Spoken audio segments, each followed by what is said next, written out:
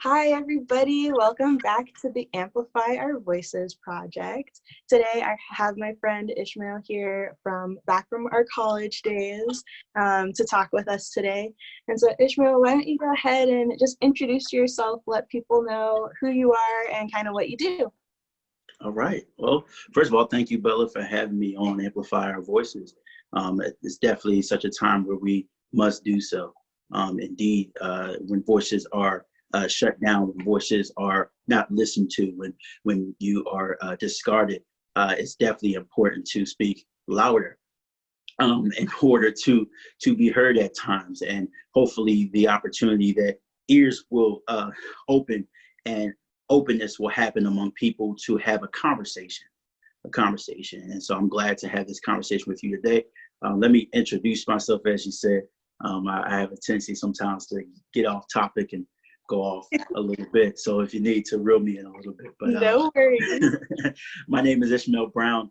I am a licensed professional counselor and owner of Emerge Counseling and Coaching, which is my private practice that I do right now part-time because I am also an educator working in the school district.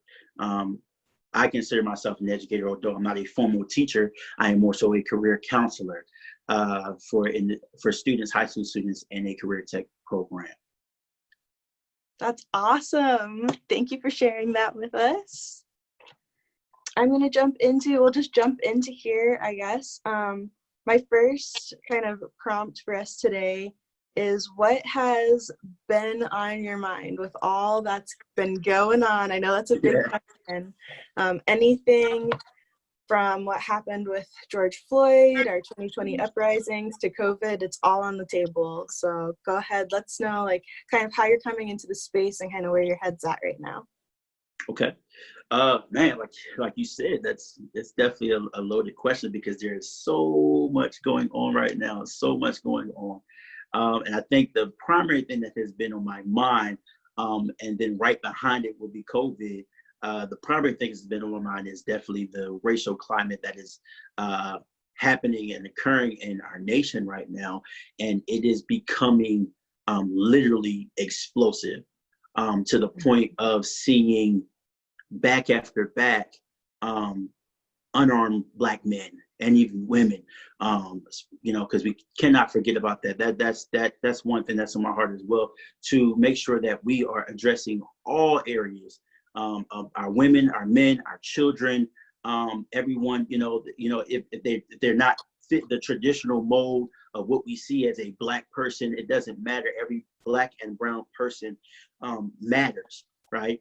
And so at this point, just seeing the back-to-back videos, the articles, the injustices that are happening, and not only in the form of brutal execution, but in the form of just people being denied, certain privileges and rights and justices. So it's been the biggest thing that's pretty much been in front of me. As a Black male counselor, I'm just constantly seeing the trauma that's happening to people, to my people of color. And I'm also, even on the flip side, seeing some positive things as well. Seeing individuals step up, seeing, cities and politicians, some of them step up, some of them make excuses, some of them appear to step up and just pretty much to appease what's going on, but some are genuine. And then we have, Facebook is loaded and Instagram is loaded with support from our white brothers and sisters as allies, and that's such a beautiful thing. And for me, I'm constantly, kind of posting on Facebook about something, injustice, at least I'd say 3 or 4 times a day or every other day, when I want to take a break. So that's my break. I break with every other day instead of every day. But I think it's so important to use whatever platform you have to be an influencer, to be an advocate, and to be an educator of what needs to be spoken when it comes to this issue. So again, like I said, there's some positives, there's some negatives, and it's just all just coming at us. Yeah, that's so funny when you said to use your platform as an influencer. So I think that's like, you're so right on the point. What it made me think of is for a while, I was doing like fashion influencing stuff on Instagram, right? Yeah. And so when I switched my platform a little bit and started talking more about social justice stuff, it was definitely a problem. Oh yeah. And it's very I can only imagine. like, I'm seeing how people, kind of people who are waking up, or maybe people who are people of color who identify as Black, who are like, hey, this is what I'm going through, so I'm going to talk about it, and you just have to get comfortable with it. Yeah. People are starting to use their platforms more to speak out about stuff like this, which I do find encouraging. And like you said, though, it can be like a lot at times where it's just like, okay, I need a break, push pause. Like, yeah, I've been struggling with finding that area sometimes, even through this. Like, when do I keep speaking and when do I push pause? Yeah. Yeah, it's definitely, it can be like more complicated, I think. But I do appreciate seeing people use their platforms that way. Yeah, absolutely. And I think you said something that I'd like to comment on, is just, knowing when to keep speaking and when to stop. And I think in essence, sometimes we speak without speaking. Sometimes Yeah. our silence speaks. Sometimes our actions speak. And so in many ways, just because we're not always completely vocal about it doesn't mean that we're not speaking about it, or we're not, showing, our support and our need for, justice. Yeah, that, of course. Yeah, that's definitely a good thing for me to keep in mind. For sure. All right, let's move on a little bit to how, more along the lines of like, how has this time specifically impacted you personally? Has it been more broad? Has it impacted your city or community, or has it impacted you personally? Kind of like anything along those lines. Mm-hmm. Well, I definitely think every Black and brown person is affected in one way or another. We have all, there's all different variations of a Black person. And I've seen all different variations respond in different ways, many of which, of course, are in support of Black Lives Matter and other, Black movements and things like that. Some of which are defending and kind of staying away from it a little bit, trying to separate themselves from it. And, that's a whole nother story in of itself. I'll deal with that one a little bit later. But but for me personally, it's definitely something that, I'm seeing, or I'm hearing. There's a group that I'm a part of for the city that I'm in Youngstown. I've only been here about a little over 3 years. And there's a group that, of individuals that are in support of what's going on. It's called I Can't Breathe. And there's just different things that are being posted on there. We just recently, maybe about a week, 2 weeks ago, there was a riot that happened in our downtown area. Actually, the school that I work for had some property damage to it as a result. And so, seeing the differences in how people protest, some peaceful, some not so peaceful. Some is conspiracy in the sense that people that are not even part of the community are coming in, and that's pretty much what happened down in our downtown area. People that aren't even from here just came down and just used that as an opportunity, unfortunately, to cause destruction. But me seeing all of the different things, like I said before, the news, the comments, the social media videos and things like that, it's brought up a lot for me as a Black man. All my experiences, it seems like once these things come to light, all the experiences that I personally had sometimes begin to come up. And as I mentioned before, this is definitely a traumatic event that's happening, events Right. rather, that are happening to people of color. And for some of us, it can be re-traumatizing. I'm a counselor. I'm not. I don't live in a neighborhood where I encounter a whole lot of police officers, but they are around, and I still feel that fear myself. I wrote on Facebook not too long ago, you know, we just moved to a home, and I was sitting on my porch, and my wife saw 2 police cars come by. And at that time I had came out and I saw them, but I didn't know that this was their second time around. And she told me this is their second time coming through here within the past like 3 to 5 minutes. And I'm like, I got to go in the house, because in all reality, the moment and plenty of moments that I've had where I have encountered police where I was very, very uncomfortable. Uncomfortable at stops, you know, and I have reasons to be uncomfortable. You know, I was a preteen or early teenage boy when I had an officer pull a gun out on me. Right. Wow. And you know, just seeing all that's happening, seeing all the individuals that are unarmed and have been shot. You know, I realized it could have been me. You know, this is not just simply about George Floyd or Breonna Taylor or Ahmaud Arbery or Rashad Brooks. It's not just simply about those individuals. It's the hundreds and thousands of people from today and years back, millions even, you know, that have been brutalized by police officers or racist individuals. And it's at this point, it becomes a flood of emotions that reaches you, and it becomes overwhelming at times because you wonder about your safety.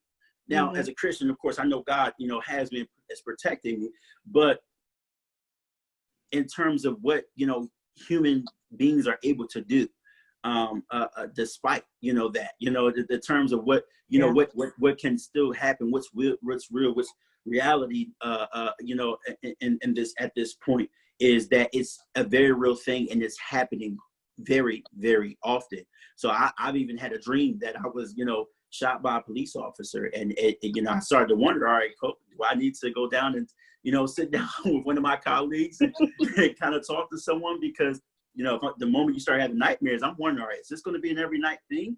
Am I going to be having nightmares? Is this really, like, am I really experiencing symptoms of trauma? And, you know, there's different levels of trauma. You know, everyone doesn't necessarily that has gone through a traumatic event has that experience or symptomology, or have, you know, become diagnosed with PTSD. But, you know, it's very real for our community to have experienced some form of trauma when it comes to police brutality, when it comes to even being in an environment where it's very racially charged and they're threatened. Their you know, racial slurs are said to them maybe often, you know, depending on where they live, you know, so it's very real for many of us. That's something, I'm glad that you talked about the different levels of trauma, because that's something I've been trying to explain throughout the month of June, where I've been focusing more on creating safe spaces for people of color and kind of educating people who are white. One of the things I've tried to explain is, like, whenever we have these conversations, it really is like, it's like if someone had a really bad flesh wound, and when someone talks about this, it's almost like ripping off that bandage and exposing it to, like, the air and all the grossness, and it causes it to fester. Absolutely. And the reality for a lot of our communities is that that bandage is being ripped off whenever we have a conversation, whenever we see a police officer, much less have, like, a confrontation, whenever we have conversations about race, and it can be really intense. And I think sometimes that's hard. It's hard to communicate that well to people who are white, because they don't have experience living in these bodies. You know, even if they mean well, it's, you know, you ripping off that bandage just so someone can look, not even so someone can help you, is very difficult and very personal. Which also, just addressing the audience here, like, when we have these conversations too, it's a privilege for you to see these conversations, because these conversations are very difficult to have. And I want people to keep that in mind while we're having these conversations and engaging in the Amplify Our Voices project, that these are really deep personal conversations. And so it's a privilege for you to see. Absolutely. Absolutely. It is a privilege for anyone to share their story, It's a beautiful thing. It's a sacred thing, and so when someone shares something deeply personal, I experience that regularly when I see clients. They're sharing something completely personal, and they're coming to a person that they don't know, but they're trusting that they would hear, that they would listen, they would empathize, and that they would support. And I think that's kind of what we need right now, is just that level of support. And sometimes we're just not going to get it, from certain people, and that's okay. But what is not okay is that injustice continues to happen, that our rights are, continue to be infringed upon on a regular basis. That will never be okay. Understanding my story, okay, you don't have to understand it, but it's real. Right. It's real. And at the end of the day, it's something I've also said to people is that, here's the thing. If this person's telling you that, and here you are, you have another person in another atmosphere, another environment that haven't met that person, and that person's telling you that same thing, and this person's telling you that same thing, and that person's telling you that same thing, can we all really be lying? Right. Are we all just pulling a fake race card? And the reality is, many of us have different socioeconomic backgrounds, have different religious backgrounds, have different genders, but we all have that shared experience. And so you might, you got the ones that say, well, you're different. Why am I different? Because I talk differently? Because right. I can have a conversation with you? Because I have degrees? That means nothing. It means nothing. When the police officer sees me, they see me as a Black man. They don't see me as a counselor. They don't see me as a hardworking citizen of America. They don't see me that way. There's been too many times I fit the description. Yeah. I can count on more than one hand I have to go on to tell you how many times I fit the description, or been pulled over for a bogus excuse. That's something.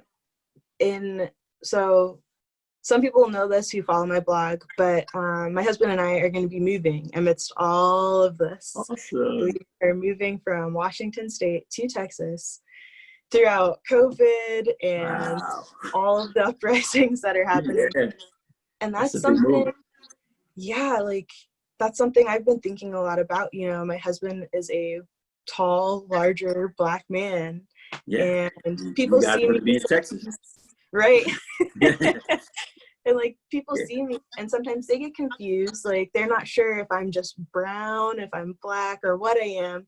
So there's still a little bit of a level of ambiguity.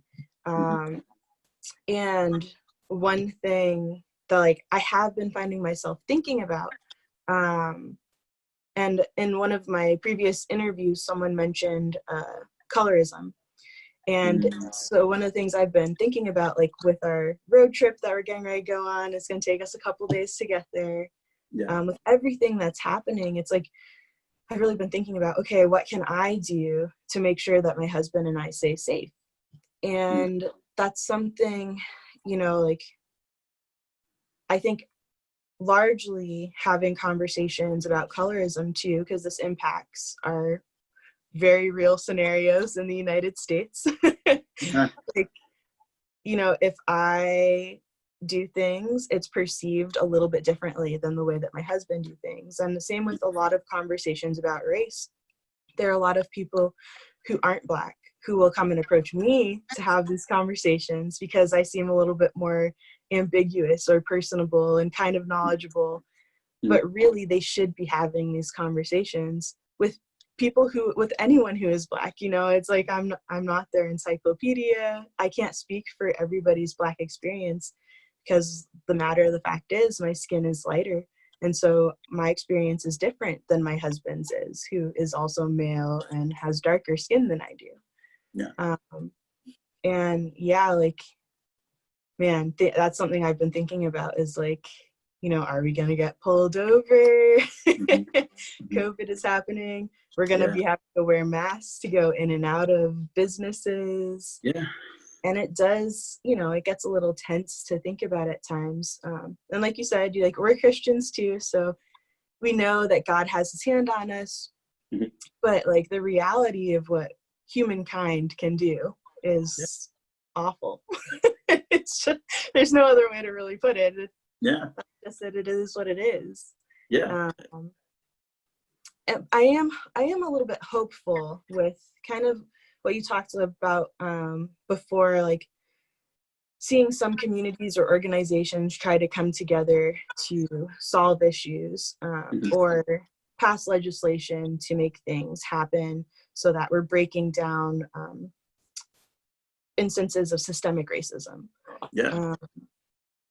Have you seen, I guess I should say, like, where do you find the most hope during times like this? Has it been, more familial related? Has it been more community related? Or is it like things that you see or hear in the news? Like, where are you finding that? I'd say it's a mixture. I say it's a mixture because you see some politicians who make the attempt to stand behind us in solidarity, and you see more so for me, what's more powerful is not so much the public view, but the private view, where you see individuals who are white and are supportive, who are white and have a level of influence, or even if they don't, everyone has their sphere of influence. And the reality is, I've told someone this before, is if you do want to share that solidarity, that's great. We welcome that.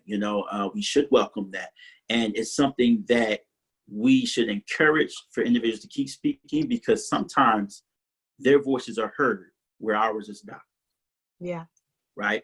And so if we think about the civil rights movement, the forefront of it obviously was Dr. King and his group, and then we had freedom fighters and different things like that. And then after that coming along, you had leaders and all those different things, and there's the student unions and different things that were speaking out. And in those groups, there was a presence. There was a white presence as well. Right. And it is important to have, because the reality is we're looking for the opportunity to stand hand in hand, the opportunity to together realize that we are a part of America. We all are a part of America, and we all deserve, to have equal rights. And we were given those inalienable rights, that no man can take away from us, but yet constantly man tries to.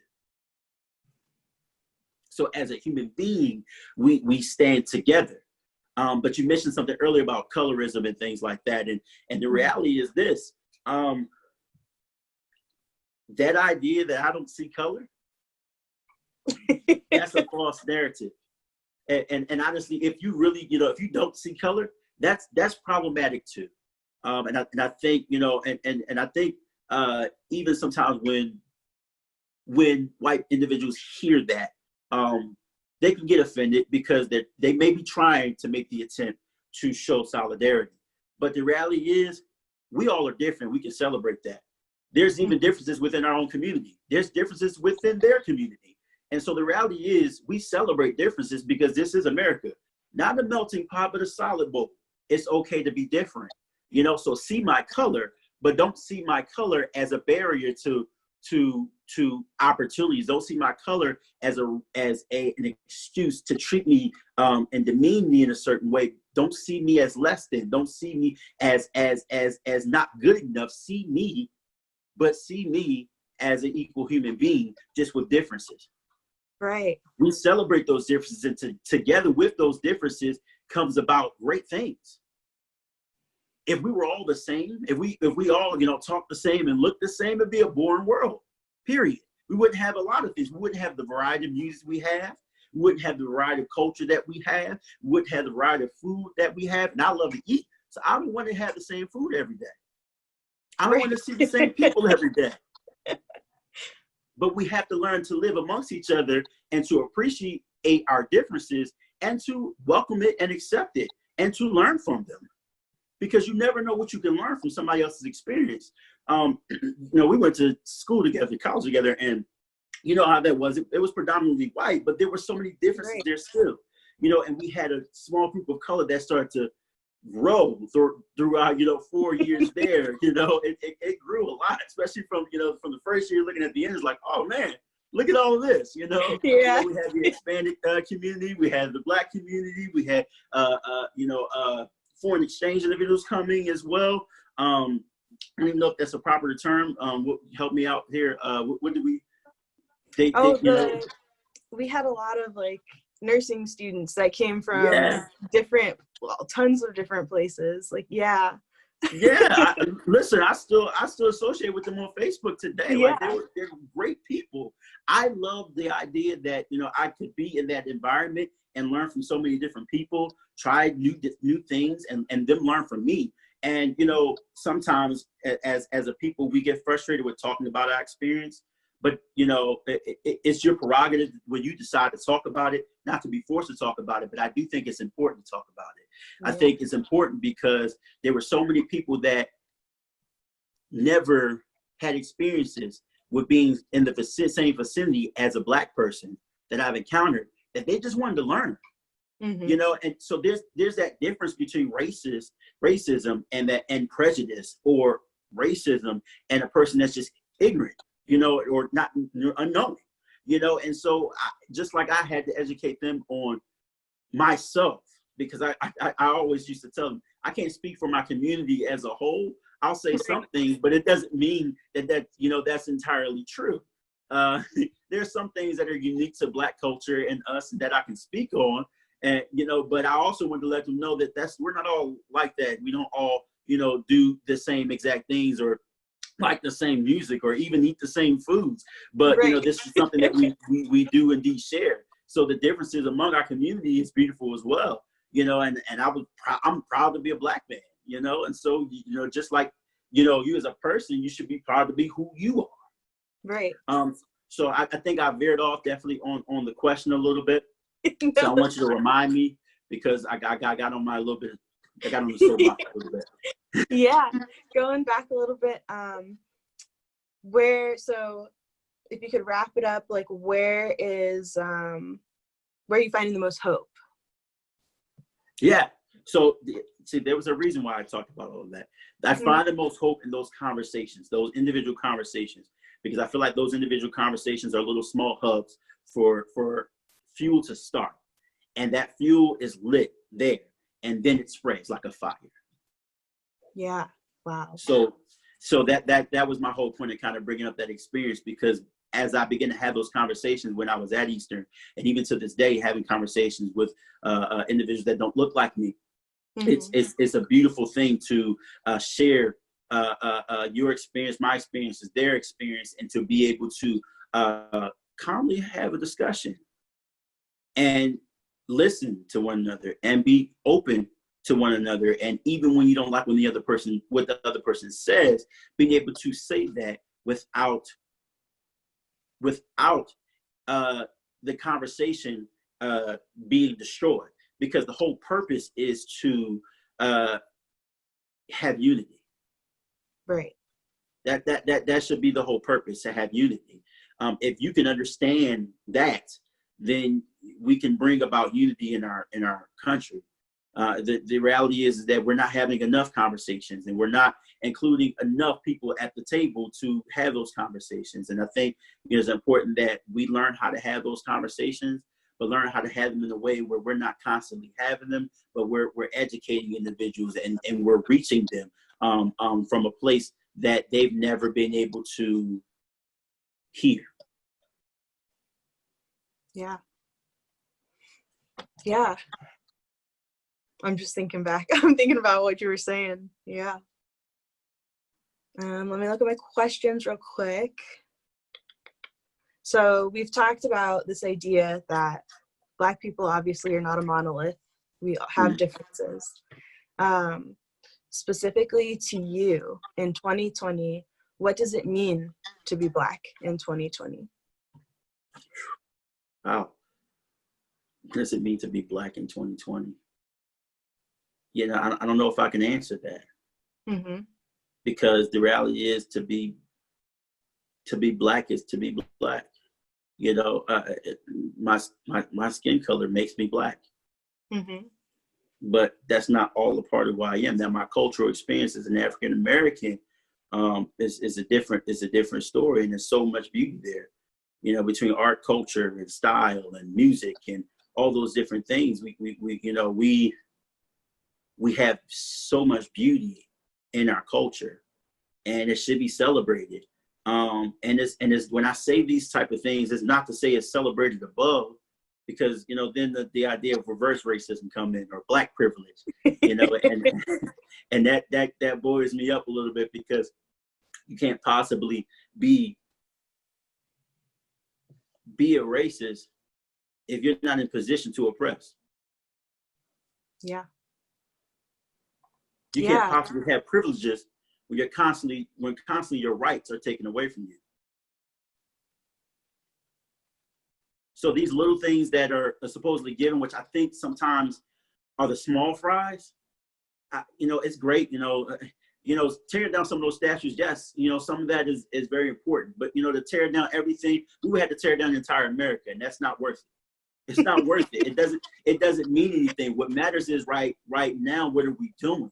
Because we bring up that historical event not to say we have to undo what was. That's our history. It's a part of who made us who we are. But we bring it up to say that it's still affecting us, and it's still infecting our community, because racism still exists. So it's really just creating the timeline for the reason of our argument. And the reality is this: those are nice gestures to change the name of your city or your building, or to knock down a statue, but we need legislation that will put in place that will stop people that's in position of power that are racist and that are infringing upon our rights, that are taking away our lives. We need that type of legislation. We need laws, and we need good law enforcement, and we need good lawyers. We need those type of things to happen. Good judges. The craziness in our justice system is so corrupt that it's when people hear this, like, oh man, that's a conspiracy theory, but it's really not. We look at the history of mass incarceration. It didn't just start 30 years ago. It started from the time slavery ended, when they created the 13th Amendment to begin with. And so when we bring up those things, it's what it means to be Black in America in 2020. It's almost the same as Black in America in 1965. Yeah. Look what's happening. We got protesting. We got some are rioting. So, most are not. Let's keep that, and let's keep that in perspective. Most are not. So most of them are peaceful. And the reality is we're still doing this. Why? Because it's still happening. Yeah. So we went from change to a noose, and really it's almost like we're going back to that, because I've seen plenty of articles and news talking about a noose, and they claim it as suicide. And the reality is suicide is real. Right. And so many people suffer with suicidal ideation, and it's so hard to as a counselor to see that that's happening, but then to present that as a false narrative is even worse. Mm-hmm. So many people suffer with depression and suicidal ideation and trauma, which also brings about thoughts of suicide as well, that we can't exploit these stories and assume, because the reality is, in my opinion, this isn't professional, my professional opinion, in my opinion, even if those individuals were suicidal or had suicidal thoughts, I don't think that that would be the method that they would use. Yeah. It's too much in our history to do that. And people may look at me differently, but that's just my opinion. I don't think that that's the way that they would choose to do that. And I don't know if, when we look at these individual stories and we talk to their families, the whole premise of suicidal ideation can be confusing to many. You may not know someone's suicidal. They may appear to be happy and everything seemed to be fine, and then take their life. So that's a very real thing. But to use that in a time like this and to assume it and not investigate is the problem, because that's your job, to investigate. And Right. so many things haven't been investigated. So being Black in 2020, yeah, it's the same as 1965. It's almost the same as 1863 when the emancipation first happened. You know, the reality is it's never really changed. And we talk about that 2-year gap when they didn't know that, when Black individuals didn't know they were free. But there's even documentaries out there that say there's still some individuals in the Deep South that were still slaves till 1960. 1960. How many years ago was that? 60 years ago. Not long enough. If someone's 60 years old, yeah, they're pushing their elderly community in 5 years, but it's not that long ago. Right. It's not that long ago. And all the different things that has happened, you know, Emmett Till being accused of something and then being, you know, brutally murdered. But we got Ahmaud Arbery who was jogging. What did he do wrong? It's the same as supposedly whistling at someone, but that doesn't even justify it. Right. So the question is, where do we go from here? Because I've even heard, you know, some individuals say they use Martin Luther King as an excuse and try to claim, you know, we shouldn't be, you know, angry. We shouldn't be upset. We shouldn't be, you know, this and that. Martin Luther King would be upset about the violence that is happening. Again, we got to look at things in context. It's not, again, most people are doing peaceful protests. It's those outliers. And some of those outliers are people that are not even for the cause. They're just there to cause that destruction. So we have to look at that. And then two, it's a matter of, here's the thing.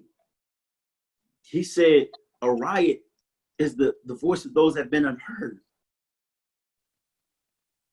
Right. So it's not to justify it, but it's really to say that we've been so ignored for so long that at this point, anything that we do and feel, it doesn't seem to matter. It creates a rage, it creates an anger, and I think we should learn how to channel that anger in the right direction. But guess what? While we may not agree with rioting, it did its job. It got people's attention. Right. It got people's attention. Now, while we had that attention, we had this short time frame, this short time window. What I was saying before was, it's not so much in the changing of the names and tearing down statues, but it's really in the changing of legislation. And then from there, the change of the mindsets. And that can only happen from relationship. That can only happen from community. Yeah. Yeah, living in, I think, you know, the place that I am coming from as far as community is I personally think that, like, living in community with lots of different types of people is what helps us to grow. Absolutely. And the more conversations I have, the more I realize, you know, we talk about how segregation isn't a thing. But if we just look at our neighborhoods and so we look glad at you mentioned our that. communities, it's pretty easy to tell. You know, when I lived in Philadelphia, I lived in a neighborhood that was like, it was extremely diverse, lots of different kinds of people from all over the world. But if you looked at all the neighborhoods around ours, they were very much like, this neighborhood is Asian community, this neighborhood is Black, this neighborhood, everyone seems to be Arab, this neighborhood, everyone's white.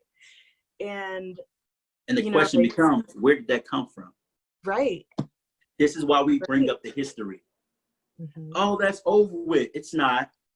The effects are still here. Yeah. And when slavery ended, Jim Crow South happened, and segregation. They say separate but equal. It was never equal, and it still isn't equal. It's not, you know, and we're looking to get towards equity. Which are two different things. Right. You know, we're looking towards equity, you know, at this point to have that equal playing ground, you know. not necessarily the same things, but equal playing ground, equal opportunities. So you mentioned that separation in places and integration.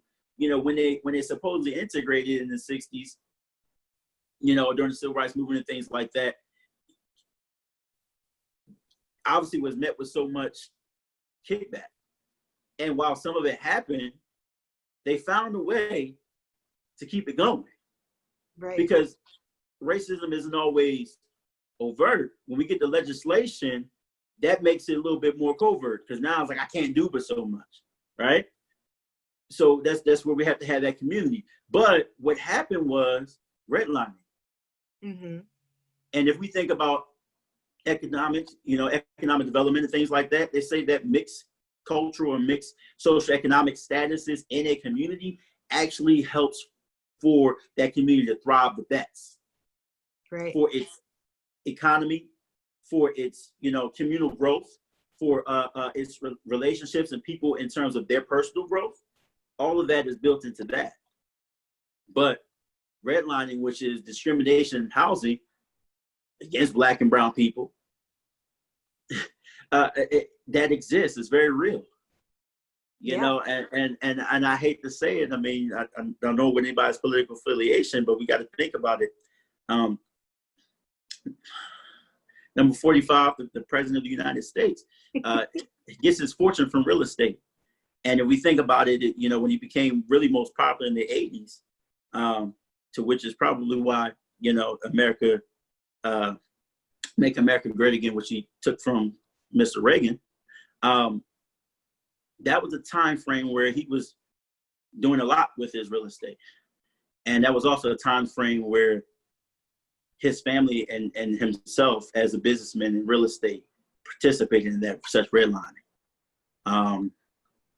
Yeah, I'm about to have all your followers just angry. No, you're fine. But hey, we got to look at it. We got to look at the truth for the matter. When we have situations like that where people are able to discriminate. I mean, I've recently got a letter saying, from a car company, saying that, there's apparently been discrimination in their percentage rates for Black and brown people.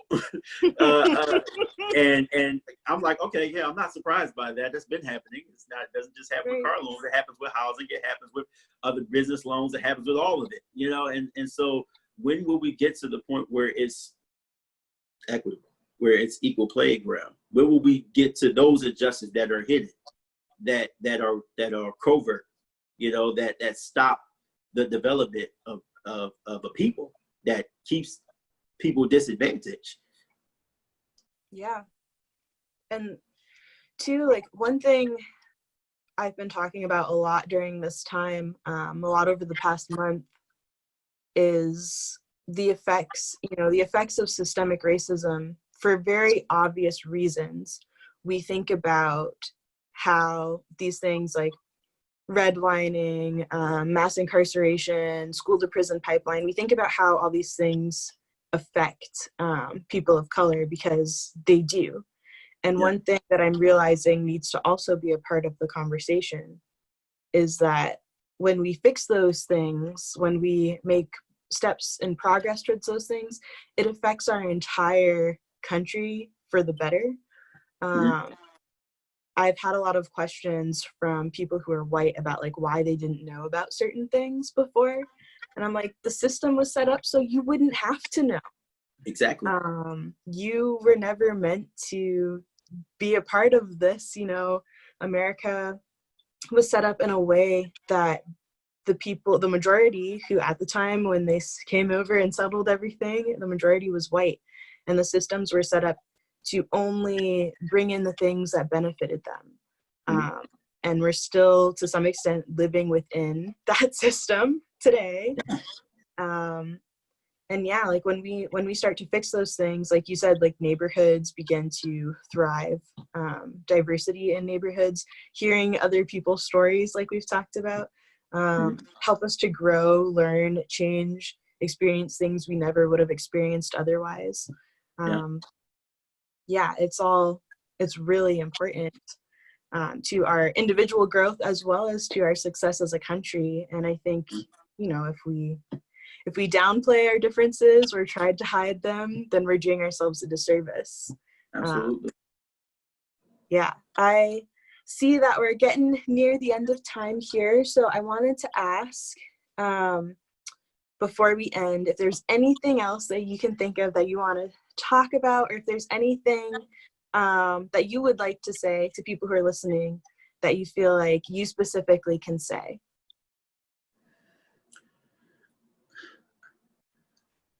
I would say stay hopeful. Mm. I would say keep fighting. And I would say keep loving. And I know it's weird to say all those things and to put them together, but that is how we will survive. That's how we will survive as a people of color. That is how we will survive as a country. Everyone coming together. The only way is to stay hopeful, to keep fighting for what's right, and to love one another, genuinely love one another, learn to love one another. As you get to know people, as you get to know a person, you get to know who they are. Sometimes you don't like that, but sometimes you may find that you do like it. And even times you find that that's a person that you love, that a person that you at one point kept here, now understand that you need them here. And so, you know, for people of color, you know, don't get discouraged. Change can happen, but it only happens if you keep fighting. It only happens if you speak up. It only happens if you desire the opportunity, not even opportunity, but you desire to have unity in our community first, because we got to get there, you know, and then next, you know, to the world at large, you know, it's people outside of our community, because we're all here and we're not going anywhere. Unless you're deciding to move to another country, which could be better or worse, we're all here. And like it or not, we're going to have to learn how to work together. We work with each other. We go to school with each other. We live in surrounding neighborhoods of each other. Some of us may be next door to someone that's different than us. And so the reality is we have to keep having these conversations. We even when they're uncomfortable, because reality is, when we talked about that wound before, sometimes the way for healing, sometimes when the wound heals, you feel a sense of pain, right? And in this sense of pain that we're having, healing can take place, but it's all in the choice of direction that we decide to take with it. Look at the bigger picture. Don't just allow the small things to settle you or pacify you, but look at the bigger picture. Now, being where you are, if you're younger, take this as an opportunity to study, educate yourself, get education. That's the biggest thing I can say. Get education. Educate yourself on your culture. Educate yourself on American history. Educate yourself. Learn from other people. Read something, watch something. Education doesn't just have to be formal. You don't necessarily have to go to college to be an educated person, in my opinion. I have 2 degrees, but I still believe that a person can be educated because there's books everywhere. We learn from each other. We learn from mentors. So if you're young, you know, now's the opportunity deciding what you want to do. If you are enraged by this, seek change. Become a part of law enforcement and get inside the system. Work your way towards the point where you can be in a position to make change. Become a lawyer. Become a judge. Become a politician. I read something earlier today on someone's status, and I thought it was beautiful. If you're not at the table, you're getting eaten. And so the reality is, we have to be at the table. We have to be at the table. No matter how we look at it, we have to be at the table. My job as a counselor Right now, I see it as an opportunity to study not only how to help heal people, all people, but right now I'm putting some focus and some energy onto how this trauma has affected my community and how I can help my community heal from it. And in the midst of helping my community heal from it, I can also educate those outside of my community to tell them about the effects on both sides of how it's affecting our world and how it's affecting our psychology, how it's affecting our emotion and our interpersonal relationships, and how that is going to be a cancer if we don't fix it. Mm. So whatever your, a colleague of mine and a mentor of mine said, stay in your post. Whatever your post is, whether you're a teacher, whether you're a lawyer, a doctor, a business person, a construction worker, it doesn't matter. It reaches everywhere, which means wherever you are, you have a responsibility to stand. You have a responsibility to advocate, and you have a responsibility to reach back to your community and to lift them up. Thank you so much for joining us today, Ishmael. Thank you so much for having me. Of course. Everyone, you know the drill. If there are any links that Ishmael wants to share, I will post them below in the description if this is on YouTube, and below in the description if this is on labellajourneys.com.